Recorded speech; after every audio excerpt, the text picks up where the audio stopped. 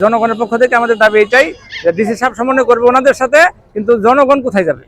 গাজীপুরের কাশিমপুর ৬ নম্বর ওয়ার্ডে অবস্থিত ভূমি অফিসে নানা অনিয়মের অভিযোগে ৪ কর্মকর্তাকে বরখাস্তের পর সৃষ্টি হয়েছে চরম চাঞ্চল্য। জেলা প্রশাসক নুরুল করিম ভূঁইয়ার নির্দেশে এই ঘটনার শাস্তিমূলক ব্যবস্থা নেওয়া হয়। তবে ঘটনার পর নতুন বিতর্ক সৃষ্টি করে ভূমি কর্মকর্তা ওয়াজেদ আলীর ভূমিকা। অভিযোগ উঠেছে তিনি অফিস ভবন ও প্রধান ফটকে তালা লাগিয়ে দেন, ফলে দীর্ঘ সময় অপেক্ষা করেও সেবা না পেয়ে চরম ভোগান্তি নিয়ে ফিরে যেতে বাধ্য হন দূর দূরান্ত থেকে আসা সাধারণ মানুষ। দীর্ঘদিন ধরে এই অফিসে বিভিন্ন অনিয়ম ও হয়রানির অভিযোগ ছিল স্থানীয়দের। প্রশাসনের এই কঠোর পদক্ষেপকে স্বাগত জানিয়ে এখন দ্রুত অফিস চালু করা এবং স্বচ্ছতা ও জবাবদিহিতা নিশ্চিতের দাবি জানিয়েছেন সেবা প্রার্থীরা।